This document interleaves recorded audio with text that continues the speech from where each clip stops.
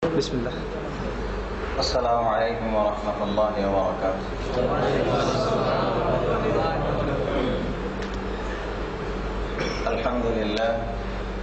আলহামদুলিল্লাহ কাফা ওয়া সালামুন আলা ইবাদিহিল্লাযীনা ইসতাফা।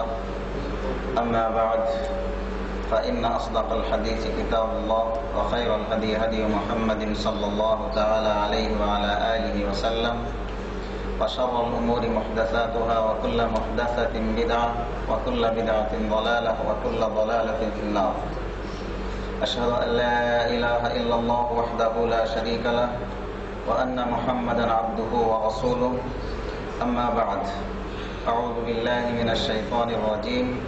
يا أيها الذين آمنوا اتقوا الله حق تقاته ولا تموتن إلا وأنتم مسلمون.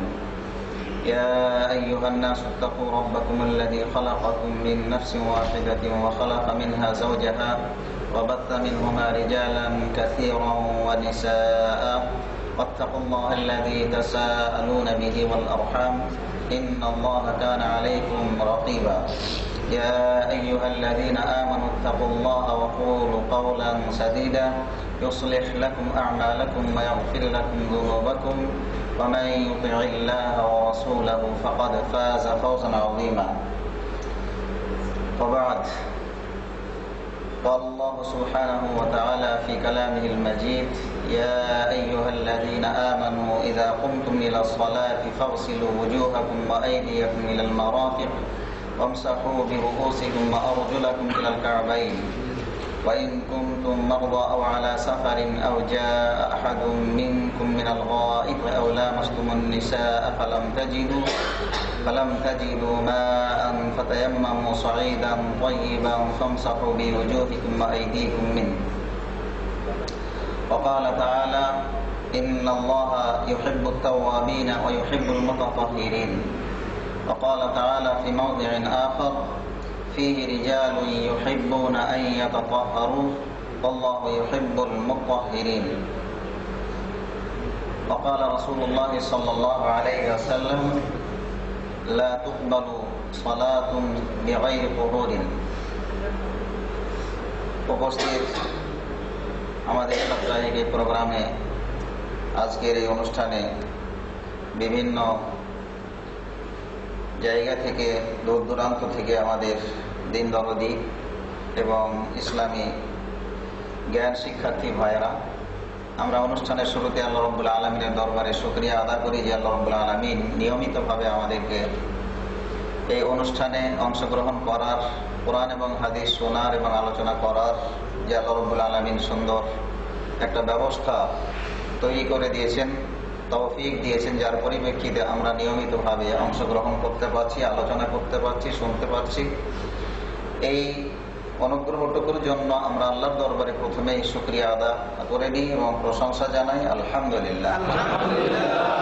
অসংখ্য অগণিত দরুদ এবং সালাম আমরা পেশ করি সেই মহামানবের প্রতি, যার প্রতি কোরআনুল কারীম আল্লাহ রাব্বুল আলামিন নাজিল করেছেন এবং আমাদের জীবনের সমস্ত বিষয় সম্পর্কে এবং কল্যাণ সম্পর্কে এবং অকল্যাণ সম্পর্কে যার মাধ্যমে আমরা জানতে পেরেছি, সেই মহামানবের প্রতি আমাদের পক্ষ থেকে অগণিত দুরূদ এবং সালাম বর্ষিত হোক। তিনি আমাদের প্রিয় নবী সাইয়্যিদুল মুরসালিন খাতামুল আম্বিয়া নবী মুহাম্মদুর রাসূলুল্লাহ। সম্মানিত ভাইয়েরা, আমরা কথা দিয়েছিলাম যে আজকের আলোচনা হবে আমাদের পবিত্রতা সম্পর্কে। আমরা এর আগেও পবিত্রতার গুরুত্ব, তাৎপর্য এবং এই সম্পর্কে আমরা আলোচনা শুরু করেছিলাম। মাঝে কোরবানি এবং জিলহজ মাসের ফজিলত সম্পর্কে আলোচনা করার কারণে আমরা মাঝে গ্যাপ পড়ে গিয়েছে। আজকে আবার সেই ধারাবাহিকতা ইনশাআল্লাহ আমরা চালিয়ে যাব, আল্লাহ রাব্বুল আলামিন যদি আমাদেরকে তৌফিক দেন। ওমা তৌফিক ইল্লা বিল্লাহ, আলাইহি তাওয়াক্কালতু ওয়া ইলাইহি উনীব।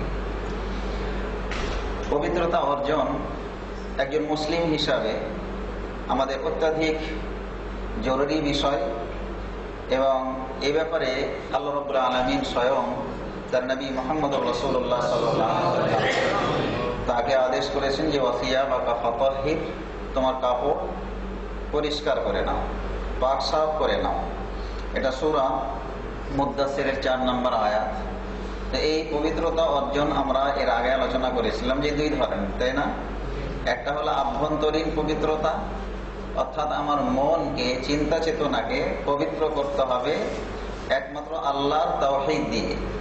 মানে আমার ভিতরকে পরিষ্কার করতে হবে, অর্থাৎ যাবতীয় আপনার বিশ্বাস, ভালো এবং মন্দ পৃথিবীর অন্য কেউ করতে পারে এটাকে বিশ্বাস করা যাবে না। অর্থাৎ আমার ভালো মন্দর, খাবার দাবার, আলো বাতাস, মেঘ বৃষ্টি, বাচ্চা দেওয়া না দেওয়া, সব কিছুর মালিক একমাত্র আল্লাহ রাব্বুল আলামিন।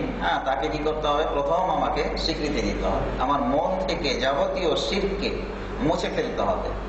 এটা হলো আপনার আমাদের কি আভ্যন্তরীণ ভিতরের পবিত্রতা, এবং সেই পবিত্রতা হলো সবচেয়ে বড় পবিত্রতা। এবং যেটা তাওহীদ, যার তাওহীদ নাই, যার আল্লাহর একাত্মবাদ নাই, তা আমরা বাহ্যিকভাবে যতই আপনার পরিষ্কার পরিচ্ছন্ন থাকি, ভিতর যদি আমাদের পরিষ্কার না থাকে, তাওহীদের ভিতরে আল্লাহর একাত্মবাদের ক্ষেত্রে যদি আমাদের বিভিন্ন চিন্তা চেতনা যদি থাকে, আল্লাহকে বাদ দিয়ে যদি আমাদের বিভিন্ন দর্শন যদি থাকে, তাহলে সেক্ষেত্রে আপনার কি হবে না? আমাদের ইমানই থাকবে না, আমাদের মুসলমান হওয়াটা কি বৈধতাই থাকবে না। এই জন্য আভ্যন্তরীণ পবিত্রতা এটা হলো সবচেয়ে বড় পবিত্রতা। আর আভ্যন্তরীণ পবিত্রতার পরেই আপনার আমাদের বাহ্যিক আমাদের যে পবিত্রতা, সেটাও কি করতে হবে? আমাদের অর্জন করতে হবে। ওই আমরা যদি ভিতর পরিষ্কার করলাম, আবার বাইরে যদি আপনার কি অপরিষ্কার থাকে, তাহলে সেই ক্ষেত্রেও আমাদের ইবাদত বান্দেগী, তারপরে আপনার অন্যান্য আপনার কি ইবাদত আল্লাহ রাব্বুল আলামিন কবুল করবেন না। এই জন্য দুই ধরনের পবিত্রতাই কি অর্জন করা আমাদের জন্য ফরজ। তো সেই পবিত্রতা সম্পর্কে আজকে আমাদের মূলত কি হবে? আলোচনা শুরু হবে। এই আলোচনা খুব সংক্ষেপ আলোচনা নয়, দীর্ঘ আলোচনা, বিভিন্ন মাসালা আপনার এর আলোচনার ভিতরে কি আপনার চলে আসে। আমাদের মানে একটা দুইটা প্রোগ্রাম করে আপনার এই আলোচনা শেষ করাও কি সম্ভব নয়। এই জন্য নিয়মিত আমাদেরকে উপস্থিত থাকতে হবে। আর উপস্থিত থাকতে না পারলেও আপনার নিয়মিত আলোচনাগুলো আমাদের কি করতে হবে? শোনার চেষ্টা করতে হবে। তা আল্লাহ রাব্বুল আলামিন যেরকম ইসমাঈল ইব্রাহিম আলাইহিস সালাতু ওয়াস সালামকেও বলেছিলেন যে আনতাহিরা বাইতিয়া লিত-তাইফিনা ওয়াল আকিফিনা ওয়ার রুকআইস সুজুদ, কাবা ঘরকে তুমি কি করো? পবিত্র করো। কিসের থেকে পবিত্র করতে বলেছিলেন? মূর্তি পূজার একটা সিস্টেম কি কাবা ঘরে ছিল, মূর্তি পূজা করা হতো তৎকালীন সেই জাহিলি যুগে, যার কারণে সেই মূর্তিকে অপসারণ করার ব্যবস্থাও কি আল্লাহ রাব্বুল আলামিন করতে বলেছিলেন। কাকে? ইব্রাহিম আলাইহিস সালাতু ওয়াস সালামকে এবং ইসমাঈল আলাইহিস সালাতু ওয়াস সালামকে।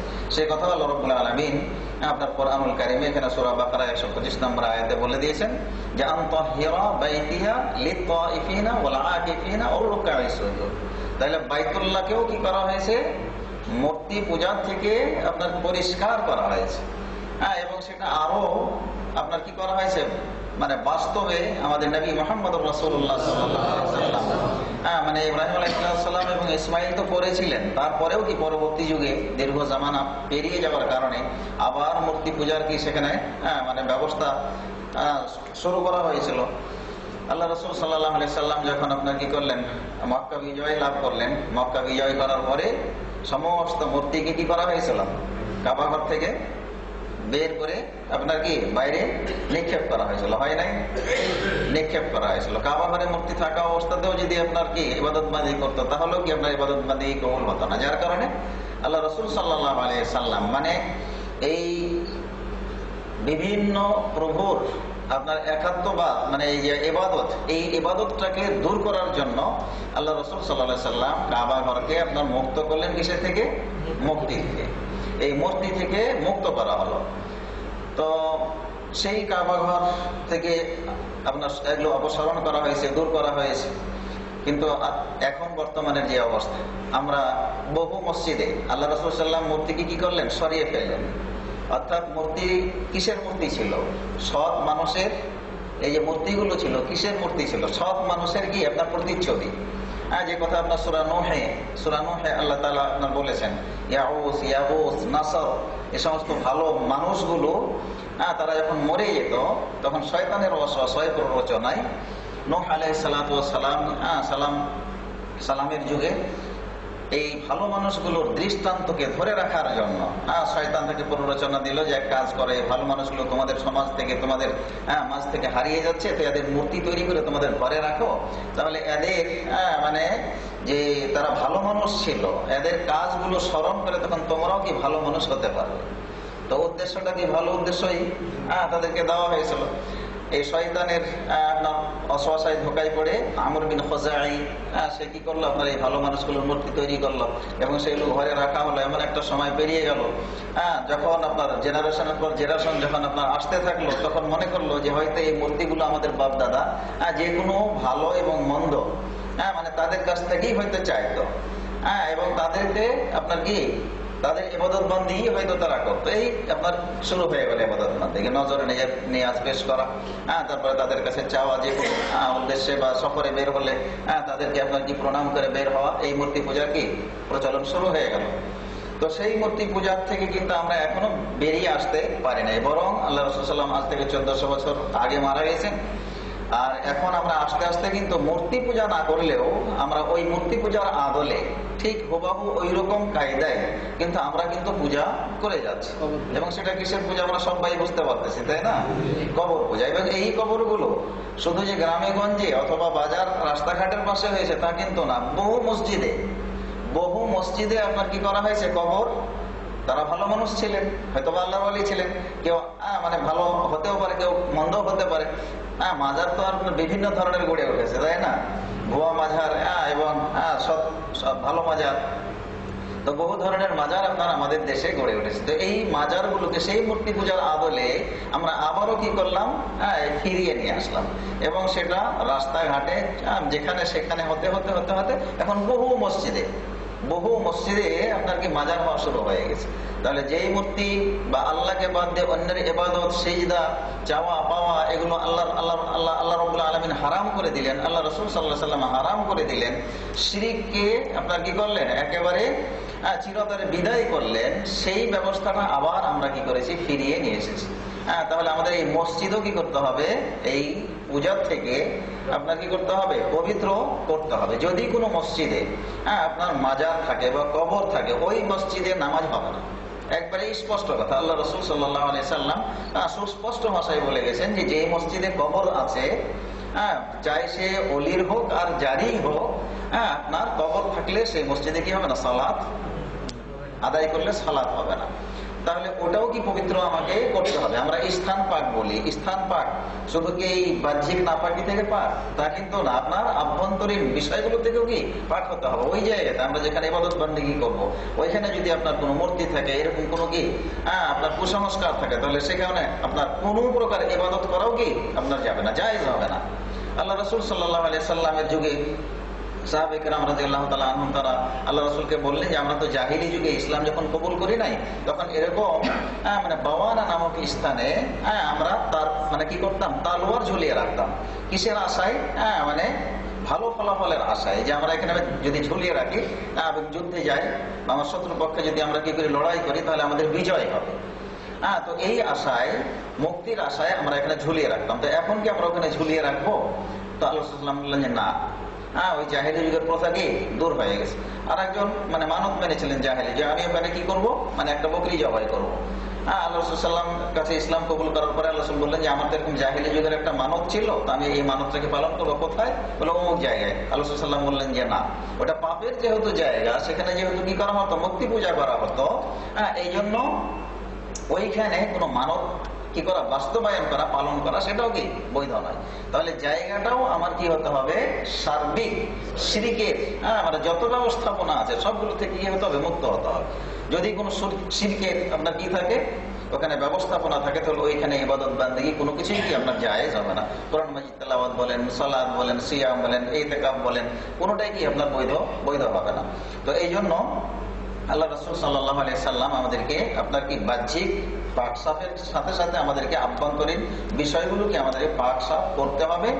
যেরকম আল্লাহ রাসূল সাল্লাল্লাহু আলাইহি সাল্লাম বলেছেন যে পাক পবিত্র ছাড়া আমাদের বিশেষ করে আপনার সালাত ইসলামের সবচেয়ে গুরুত্বপূর্ণ ইবাদত। যেই ইবাদত করা এবং না করা সেটার উপরে নির্ভর করবে আমার মুসলমান থাকা এবং না থাকা। অন্য ইবাদত আপনার যাই আছে, সেটা হয়তো পালন করলে সে মুসলমান থাকবে কি থাকবে না, সেটার ব্যাপারে সুস্পষ্ট কি আপনার দলিল নাই। কিন্তু সালাত আমি পড়লে আমি মুসলমান থাকবো এবং না পড়লে মুসলমান থাকবো না, এই ব্যাপারে কি আপনার কোনো দ্বিমত নাই, কোনো এরকম দলিলও নাই। অতএব সেই সালাতের ব্যাপারে আল্লাহ রাসূল সাল্লাল্লাহু আলাইহি ওয়াসাল্লাম বলতেছেন যে লা তুকবালু সালাতুন বিগাইরি তুহুর, যে পবিত্রতা ছাড়া কোন সালাত, এখানে সালাত শব্দটা হলো আপনার কি নাকেরা, নাকেরা মানে হলো অনির্দিষ্ট, নির্দিষ্ট না। তো দুইটা শব্দ আরবি ভাষায় বলা হয়, একটা হলো মারিফা, একটা হলো নাকেরা। মারিফা মানে হলো নির্দিষ্ট, আর নাকেরা বলা হয় আপনার অনির্দিষ্ট। তো অনির্দিষ্ট মানে সালাত বলতে এখানে যত প্রকার সালাত আছে, চাই সেটা আপনার ফরজ হোক, নফল হোক, সুন্নাত হোক, সালাতুল ইস্তেখরা হোক, সালাতুল ইস্তেসকা হোক, মানে যত ধরনের সালাতুল জানাজাই হোক, যত ধরনের সালাত, সমস্ত সালাতের জন্য আপনার কি করতে হবে? পবিত্রতা অর্জন করতে হবে। পবিত্র হওয়া ছাড়া আপনার কোন সালাত আল্লাহ রাব্বুল আলামিন কবুল করবেন না। অন্যান্য ইবাদতের ক্ষেত্রে আপনার কি পবিত্রতা অর্জন বা ওযু এটা কি শর্ত নয়, কিন্তু সালাতের যে গুরুত্ব এটা বোঝানোর জন্য এটাও একটা কি আমাদের বাস্তব উদাহরণ, যে সালাত বিনা ওযুতে বিনা গোসলে পবিত্র এবং পরিষ্কার পরিচ্ছন্ন ছাড়া এই ইবাদত আল্লাহ রাব্বুল আলামিন কবুল করবেন না। কিন্তু অন্য ইবাদত আমি যদি রমজান পবিত্র ছাড়াও যদি কি করি পালন করি, ওযু করলাম না, আপনার কি হয়ে যাবে? রমজানের রোজা আদায় হয়ে যাবে। হজ যদি কেউ ওযু ছাড়াও কি করে তওয়াফ এবং সাই করে, আপনার তার হজ কি হয়ে যাবে। আরাফা ময়দানে যদি আপনার ওকুফ করে, অবস্থান করে, আপনার কি হয়ে যাবে? হজ হয়ে যাবে। কুরবানি কেউ যদি ওযু ছাড়াও করে, আপনার কি হয়ে যাবে? কুরবানি হয়ে যাবে। তো এই সালাত এমন একটা ইবাদত যে যেটা আপনার সব ধরনের নাপাকি থেকে আমাকে এবং আপনাকে কি করতে হবে? পবিত্রতা অর্জন করতে হবে। জায়গা পাকের দরকার আছে, তারপর আপনার কাপড় চোপড় পাকের দরকার আছে।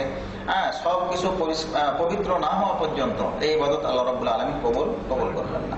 ঠিক এরকম ভাবে প্রত্যেক বান্দার সালাত সঠিক বা বিশুদ্ধ হওয়ার জন্য আপনার আল্লাহ রাসূল সাল্লাল্লাহু আলাইহি ওয়াসাল্লাম শর্ত জুড়ে দিয়েছেন। যে আপনার কি হতে হবে?